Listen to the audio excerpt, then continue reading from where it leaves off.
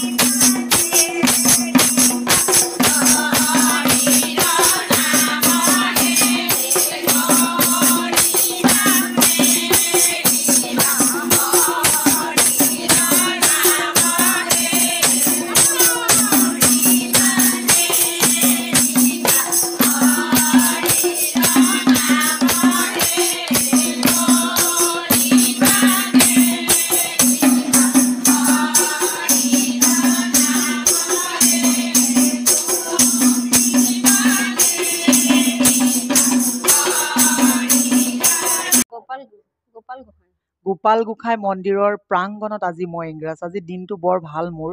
আই মাতৃসকলৰ সৈতে এনেকৈ দেখা পাই মই বৰ সৌভাগ্যৱান। আপোনালোক সকলোকে আন্তৰিক শুভেচ্ছা আৰু অভিনন্দন জনাই। ভালে আছেনে আপোনালোক?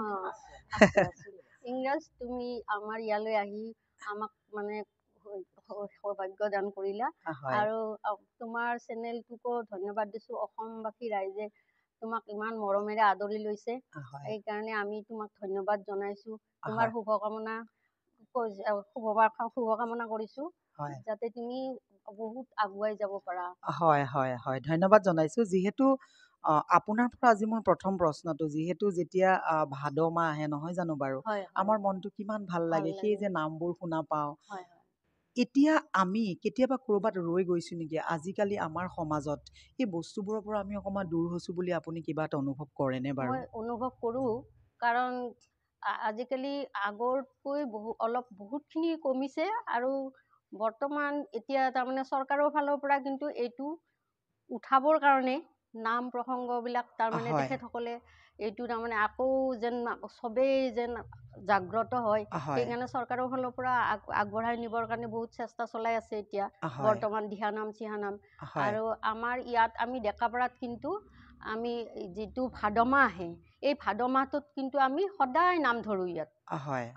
আমাৰ নাম কোনোদিনেই এদিনো তাৰমানে গেপ নাযায়, মিছ নহয়। আমি সদায়ে আমি পালন কৰোঁ এই ভাদ মাহটোত তাৰমানে। কিন্তু বাহিৰৰ পৰাও আহে, আৰু বাহিৰৰ পৰা আহি ইয়াত মানে নৈবদ্য চৈবদ্য আগবঢ়াই সেইদিনা অজস্ৰ আহে। সেইকাৰণে আমাৰ ভাল লাগি থাকে, আৰু গোটেই মাহটো আমাৰ খুব আনন্দ ফূৰ্তিত যায়।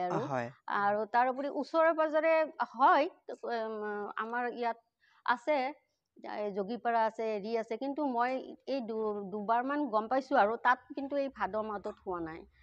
আমাৰ ইয়াত হৈ আছে। হয়, মই ইয়াতে আৰু এটা প্ৰশ্ন সুধিছোঁ। যিহেতু আমাৰ গাঁৱৰ যিটো পৰম্পৰা আছিলে নহয় জানো বাৰু, আজি বিহু হওক, আজি নাম প্ৰসংগ হওক, প্ৰত্যেকটো বস্তু যে গাঁৱৰ এটা মাদকতা আছিলে। আপোনাৰ দৃষ্টিভংগীত গাঁৱৰ আজি সমাজে সেই বস্তুবোৰ হেৰুৱাইছে নেকি বাৰু? আজি কিবা এটা দেশলৈ পৰিৱৰ্তন হৈছে নেকি? কিছু হেৰুৱাইছোঁ, আৰু তথাপি মানে নামঘৰত কিন্তু আমি বিহু চিহুৰ হেৰি উৎসৱ পালন কৰে মানে আমাৰ ডেকা ল'ৰাবিলাকে। সংঘ আছে আমাৰ ইয়াত, সংঘই মানে এইবিলাক ধেমালি, চিত্ৰাংকন প্ৰতিযোগিতা, এইবোৰ তাৰমানে আমাৰ ইয়াত ডেকাপাৰাত কিন্তু আমি এতিয়া পৰম্পৰা পৰম্পৰা ৰক্ষা কৰি আহিছোঁ। আমি মেজিৰ জুই এইটোও আমাৰ জ্বলাই, আমাৰ ভোজ ভাত খোৱা, আমাৰ এই নামঘৰত কিন্তু এতিয়া সেই আগৰ পৰম্পৰাটো আমাৰ বৰ্তমান চলি আছে কিন্তু। হয় হয় হয়। আপোনালোকে ইয়াতে কেতিয়া কেতিয়া নাম প্ৰসংগ চলি থাকে আৰু সময়টো কেনেকুৱা? আমি বৃহস্পতিবাৰে, প্ৰত্যেক বৃহস্পতিবাৰে আমি ইয়াত দুপৰীয়া 11 বজাত। হয়, 11 বজাত আৰম্ভ কৰোঁ। আৰু কোনোবা মানুহে যদি ইয়াতে শৰাই দিব আহিব বিচাৰে তেতিয়া কি কৰিব লাগিব? নিশ্চয় দিব পাৰে। হয়, আমাক যোগাযোগ কৰে, আৰু যোগাযোগ নকৰিলেও যদি হঠাতো মানে নৈবদ্য লৈ আহে তেতিয়া আমাৰ মানে আছে আগবঢ়াই দিয়া। আমাৰ বয়সস্থ আমিও আছোঁ, আমিওতো বয়সস্থই হৈছোঁ এতিয়া, তথাপি আমাৰ মানে আগবঢ়াই নিয়া জ্যেষ্ঠজন আছে, জ্যেষ্ঠজনে আমাৰ নৈবদ্য আগবঢ়ায়। এই যে এটা ধুনীয়া পৰিৱেশৰ মাজত যেতিয়া আপোনালোকে নাম গুণানী কীৰ্তনবোৰ কৰে, মনটো কেনেকুৱা লাগে বাৰু? আমাৰ শান্তি লাগে, আৰু বহুত শান্তি লাগে, মানে শান্তিত ভৰি যায়, আৰু কিবা সংসাৰৰ কিবা দুখ যন্ত্ৰণাবিলাক আমি পাহৰি থাকোঁ। আৰু 11টা বজাত আহি উপস্থিত হওঁ আৰু।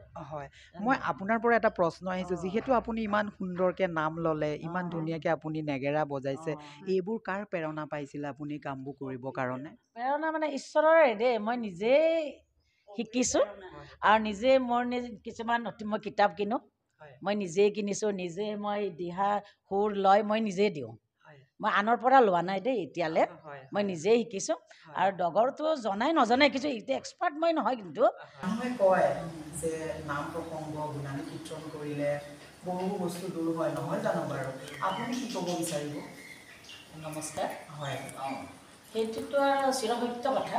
হয়, এতিয়া আমি ভগৱন্তৰ নাম ল'লে মনটো কেনেকুৱা হয় নিজেও ক'ব নোৱাৰোঁ। আজি বিশেষকৈ গুৰুবাৰৰ দিনাখন ঘৰত থাকিব নোৱাৰোঁ, টাইমত পৰে 11টা বজাত আহি মানে গোঁসাইঘৰ পাবহি লাগিব তেনে। আৰু আমি আইসকলক, অসমৰ অসমবাসী ৰাইজৰ আইসকলক মানে আহ্বান জনাইছোঁ, যিমান পাৰে পৰাপক্ষত এঘণ্টা সময় লৈ নামঘৰলৈ আহক, ভগৱন্ত প্ৰভুৰ নাম লওক। ভগৱন্ত প্ৰভুৰ নাম ল'লে কি হয়, আপোনাৰ দেহা শৰীৰ মন প্ৰফুল্লিত হয়, দুখ বেজাৰ নাইকিয়া হয়। আমাৰ বাইদেউ সেইকাৰণে ধুনীয়া হৈ আছে, দুখ বেজাৰ নাইকিয়া হয়। সেইটোৱে মেইন কথা। নাম গালে কি হয়, দেহাৰ তেজটো সঞ্চালন হয়, হয়নে বাৰু? এই ডগৰটো কৈছে হাতৰ এটা এক্সাৰচাইজ যিমান দূৰলৈ যায় সেয়ে ভাল লাগে। কি গাওঁ কি নাগাওঁ সেইটো নাজানো, কিন্তু আৰু ঈশ্বৰৰ নাম নিজে গাইছোঁ ভগৱানতে হ'ব পাৰে। আৰু সেই আহ্বান জনাইছোঁ আইসকলক। আমাৰ আজৰিৰ মাজতো আহি আমাৰ এখন নাম প্ৰসংগ গালে আমিও ভাল পাওঁ, কিন্তু আমাৰ আইসকল আজি নাই। বিশেষকৈ নিজা নিজা ব্যক্তিগত কাম থাকে, কিন্তু আমি ব্যক্তিগত কাম থাকিলে বিশেষকৈ মই মানে এবচেণ্ট নকৰোঁ। মোৰ নাম শ্ৰীমতী অনিমা দাস। বাকী আৰু বিৰাট ভাল লাগিল, মই নিজে সৌভাগ্যৱান এনেকুৱা। তোমালৈও ধন্যবাদ থাকিলে, আমাৰ ইয়ালৈকে আহিলা, আমাৰ দুই এষাৰ কথা ক'বলৈ আমাক সুবিধাকণ দিলা, আমাৰ সঁচাকৈয়ে ভাল লাগিলে। নিশ্চয় নিশ্চয় আশীৰ্বাদ দিয়ক।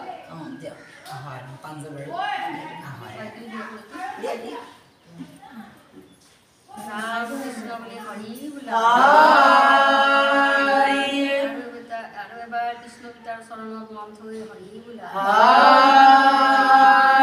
কামনা কৰিছে কামনা সিদ্ধি হওক হৰি বোলা।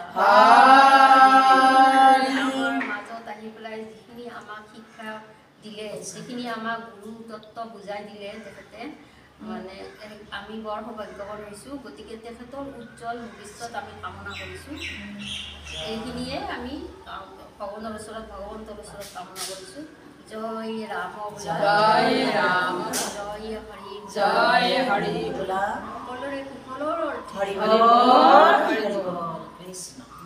অসমবাসী ৰাইজ, আজি আমাৰ অনুষ্ঠান ইয়াতে মই শেষ কৰিলোঁ। অনাগত দিনত মই ইংৰাজী আকৌ আহিম আপোনালোকলৈ এনেকৈ সুন্দৰ সুন্দৰ অনুষ্ঠানবোৰলৈ, কিন্তু ভাদ মাহৰ সেই নামবোৰ কেতিয়াও নাপাহৰিব দেই অসমবাসী ৰাইজ। ধন্যবাদ।